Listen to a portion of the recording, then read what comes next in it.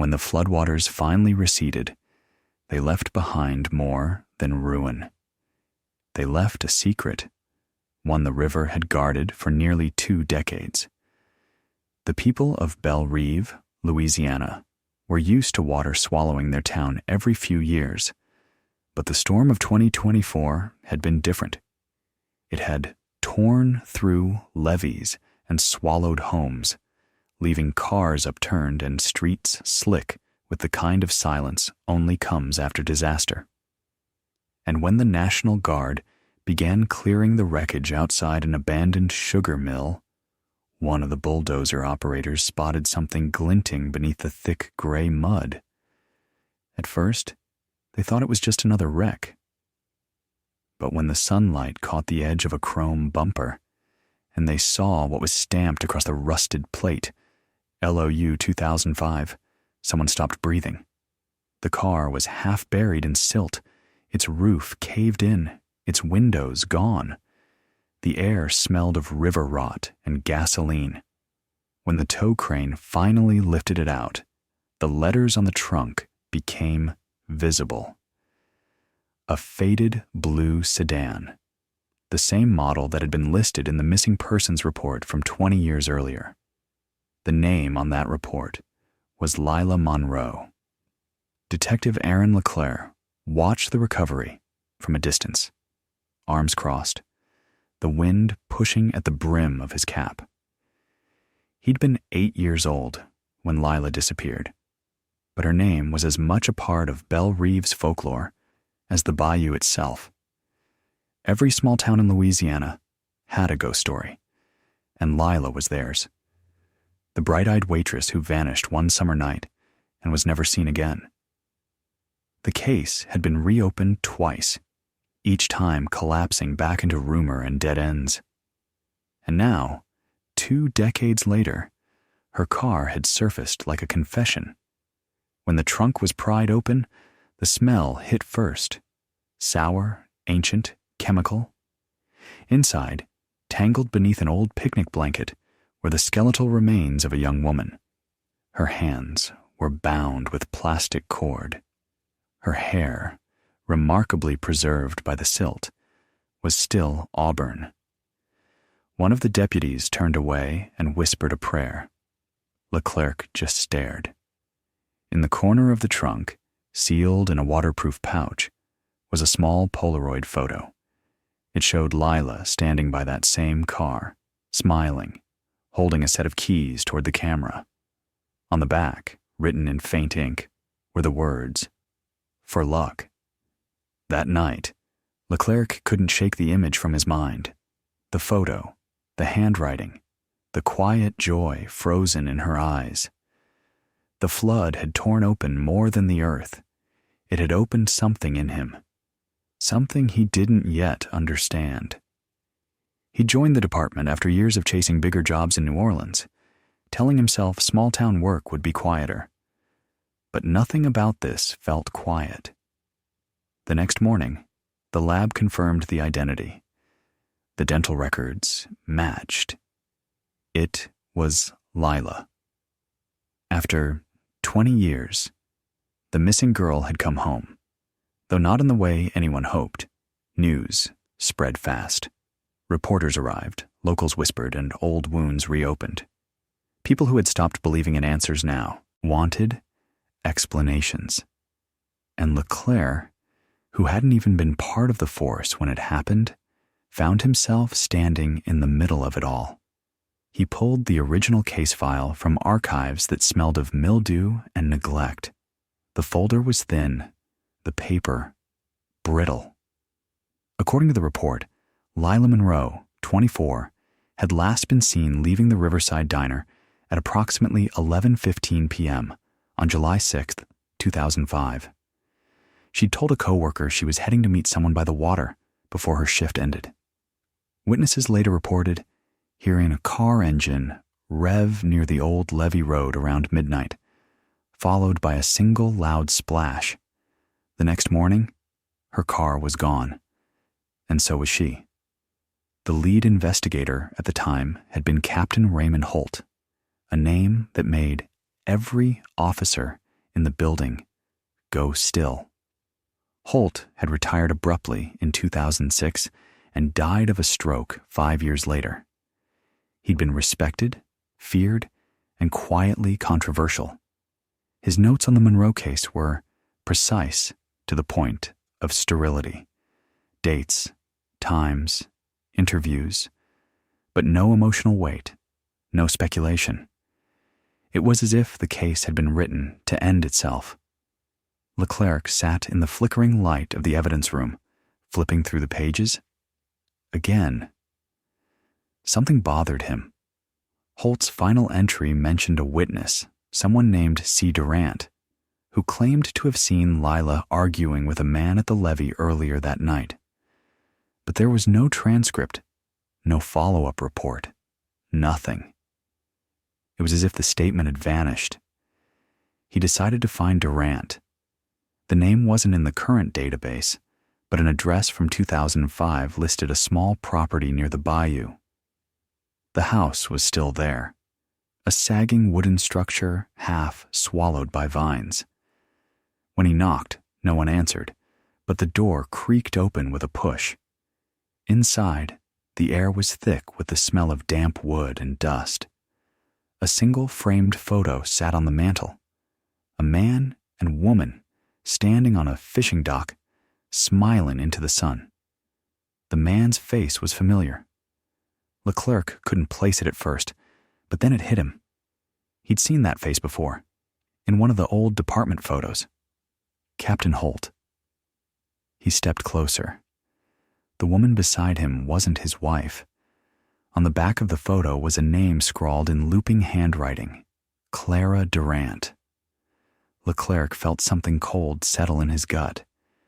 He called in the name. No current record, no death certificate either. It was as if she'd simply stopped existing after 2006. He dug deeper. Property records showed that after Holt's death, the deed to Durant's house had quietly transferred to an LLC, one registered under the name of Holt's son, Michael. That night, Leclerc sat in his truck outside the old sugar mill, staring at the dark outline of the place where they'd found the car. Lightning flickered far off across the swamp. He thought about the safe in Nevada he'd read about years ago, another story of buried evidence. The pattern was always the same. The people you trusted to protect you were often the ones who hid the truth. The next day, he drove out to the Holt family property, a wide stretch of land north of town where cypress trees grew thick and the river bent like a question mark. Michael Holt met him at the gate, dressed in mud-stained jeans, a mechanic's shirt, and a guarded smile. "Detective," he said evenly, "I figured you'd come by." Leclerc studied him. "You heard about the car." "Everyone has," Holt replied. "Hard to miss." "You knew Lila Monroe?" Michael's jaw tightened.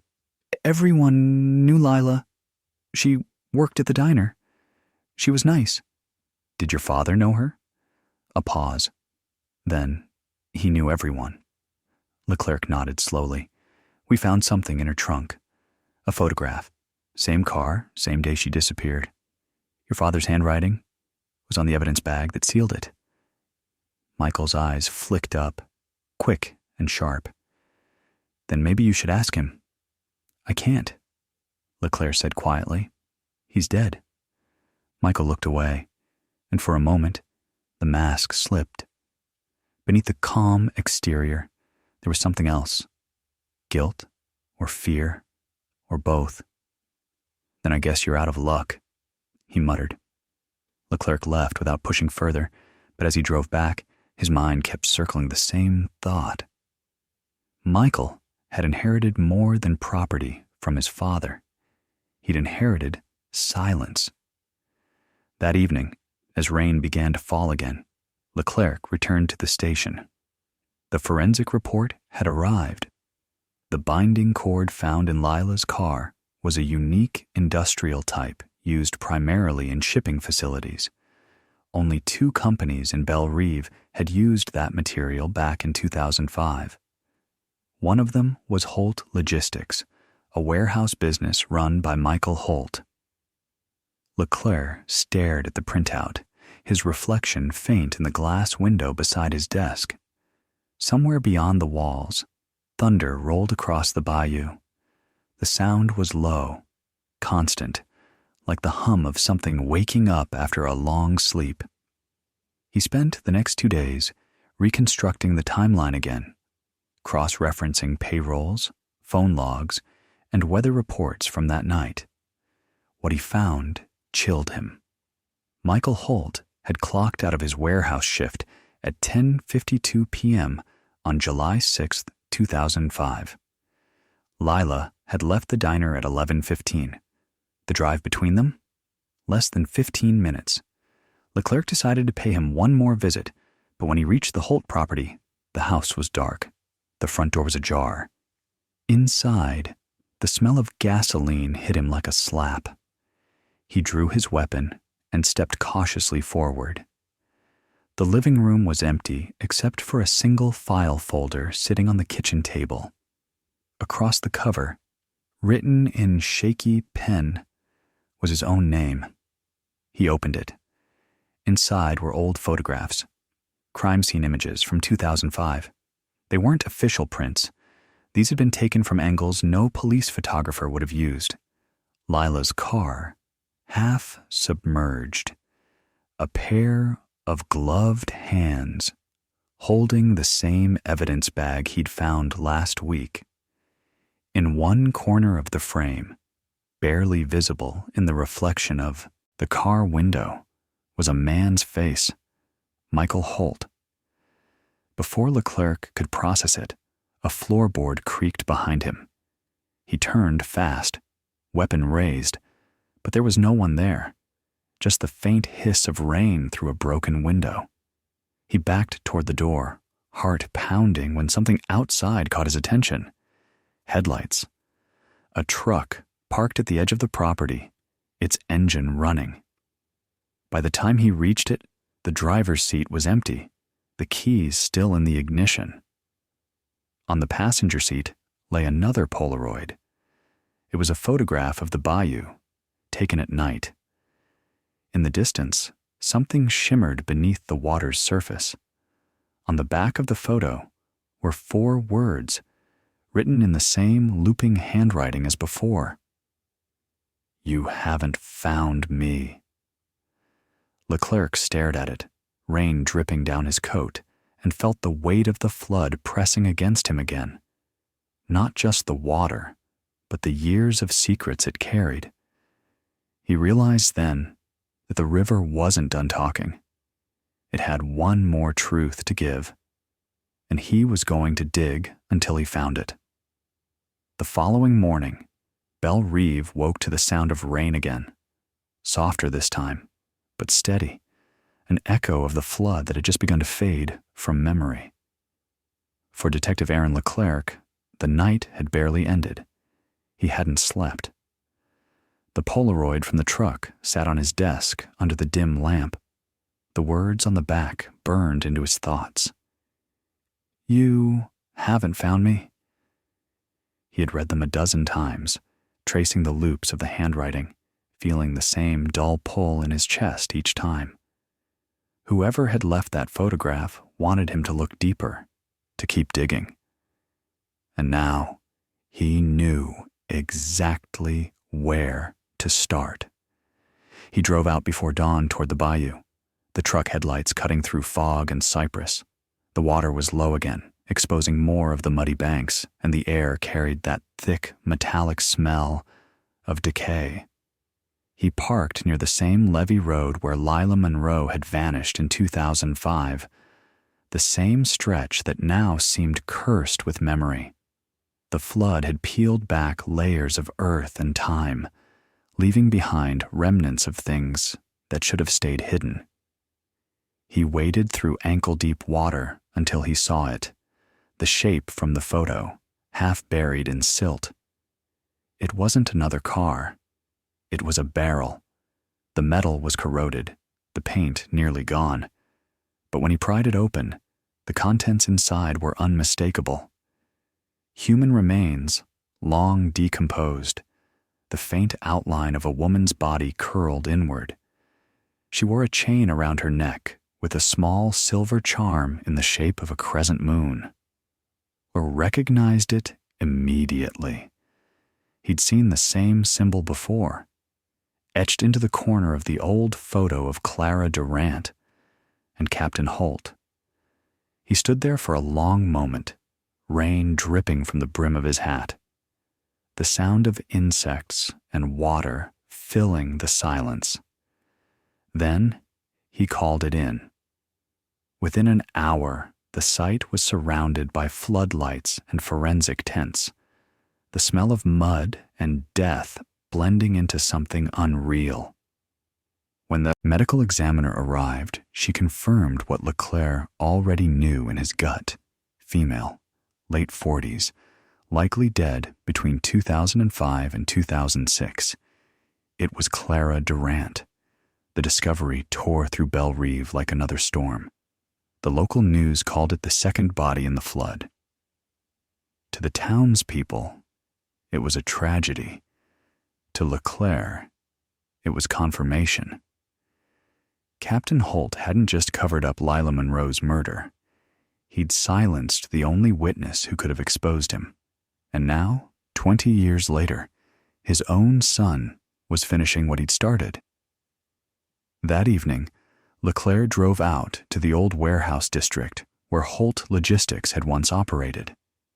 The buildings were half collapsed, the paint stripped away by years of storms. The main office door hung open, creaking in the wind. Inside, the air smelled of dust and motor oil. Papers were scattered across the floor, old ledgers, manifests, and invoices. He picked up a sheet at random. It listed shipments from July 2005. One entry stood out. July 7th, personal delivery, R. Holt. The destination field was blank. He turned on his flashlight and scanned the walls. A set of faint marks caught his eye near the back corner. Drag lines in the dust, circular patterns on the concrete. He crouched down and traced them with his fingers. Beneath a layer of grime, the edges of a trapdoor were barely visible. He pried it open. The smell of rot and gasoline wafted out. Inside was a narrow set of steps descending into darkness. Leclerc descended slowly, the beam of his flashlight cutting through the damp air. At the bottom, the room widened into a storage space lined with old crates. In the center stood a metal desk, rusted and warped, and on top of it, another Polaroid. This one showed the same warehouse, two men standing side by side, Raymond Holt and his son, Michael. Behind them, barely visible in the shadow, was the silhouette of a woman tied to a chair. On the back of the photo were 3 words in Holt's handwriting: "It ends here." Leclerc felt his stomach turn. The room felt suddenly smaller, the air tighter. He turned to leave, but a sound stopped him: the faint hum of a generator. He followed it around the corner, where an old camera sat mounted on a tripod, aimed directly at the desk. A red light blinked slowly. The tape inside was still recording. He pressed stop and removed it, slipping it carefully into an evidence bag. When he climbed back to the surface, dawn was breaking through the clouds, pale and gray. Back at the station, the tape was sent for digital recovery. The technicians warned it might be too damaged. But by afternoon, they had something.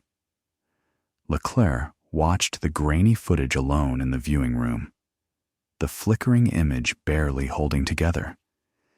It showed Captain Holt pacing in the same basement, younger, stronger, his uniform crisp. Across from him sat a woman, Clara Durant, her face bruised, her hands bound. She was saying something, but the audio was faint. Leclerc turned up the volume, her voice cracked through the static. "You killed her, Ray. You said it was an accident." Holt stepped closer, his shadow cutting across the lens. "You don't understand," he said. "She was going to ruin everything. The department, this town. I kept the peace." Clara shook her head. "You buried her peace with her." The image jittered, then went black for several seconds. When it returned, Holt was alone. The chair was empty, and on the wall behind him, fresh spray paint marked the words, "No one stays buried forever." Leclerc sat back, his chest tight. The footage confirmed what no one had dared to say for years. Holt had killed Lila Monroe to protect himself from exposure, maybe from scandal, maybe from something worse. And when Clara found out, he'd killed her too. But the question that still haunted him was why? What had Lila known that made her so dangerous? He dug deeper into the case files, pulling every record tied to Holt from 2005. Most of it was mundane: budget reports, patrol schedules, arrest logs. But one document caught his attention. A complaint filed by Lila Monroe against a local authority figure for harassment just 2 weeks before her disappearance. The report had been marked resolved by Holt himself. No details, no follow-up. That was the connection. Lila had filed the complaint against Holt, and he'd buried it, literally. The rest had been collateral damage. By evening, the district attorney authorized a formal reopening of the Monroe case.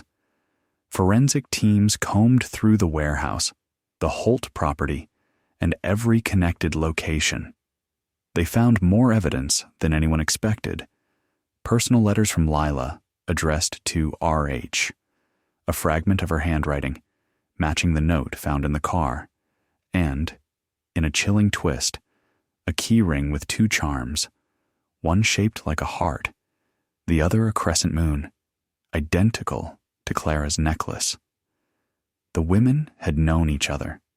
They weren't just victim and witness. They were friends. The press descended on Belle Reve once more, headlines flashing with words like "legacy of corruption" and "ghosts of the bayou." Leclerc tried to ignore the noise. He focused on the work, the truth, the details that didn't make it into sound bites. But it became harder each day. Reporters wanted interviews, politicians wanted statements, and, through it all, Michael Holt had vanished. They found him 2 weeks later, miles downriver, his truck abandoned near a collapsed levee. Inside was a letter, sealed in a plastic bag. Leclerc read it under the gray morning light, the paper trembling slightly in his hands. "I tried to fix what he broke," it said. "But the river doesn't forgive. She called to me, same as she did him.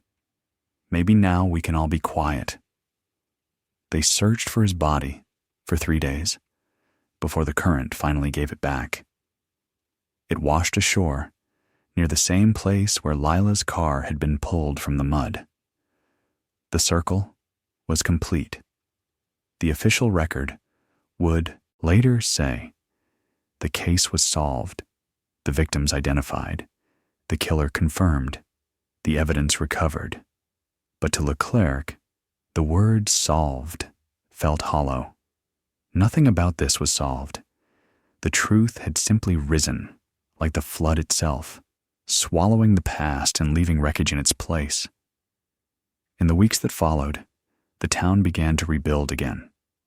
The water receded, the roads dried, and the world moved on.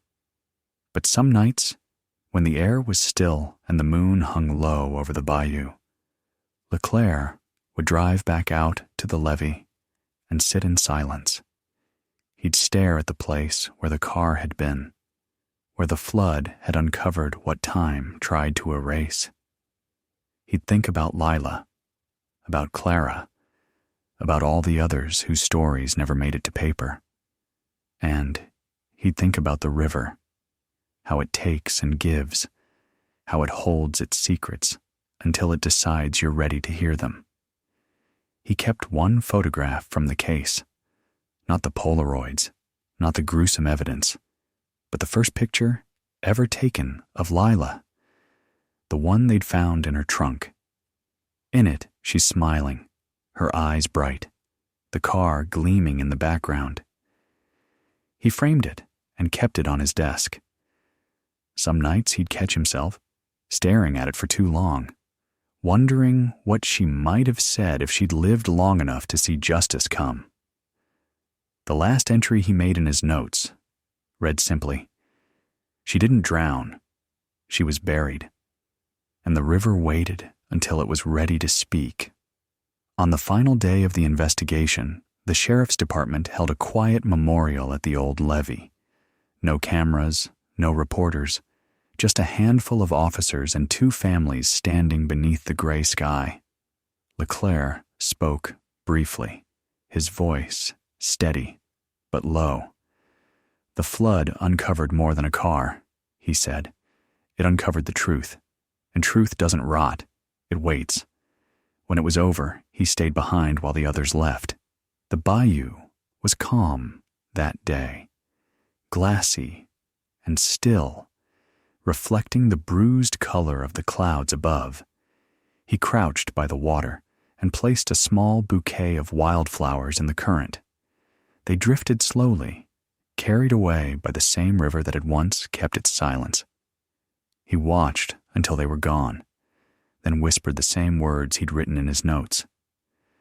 She was buried, and the river waited. As he walked back to his truck, the first drops of rain began to fall again, light, almost hesitant, as if the sky itself remembered. He didn't hurry. Some storms, he had learned, come not to destroy, but to reveal. And as the rain fell over Belle Reve once more, it felt less like punishment and more like cleansing. The sound of the past finally being washed clean.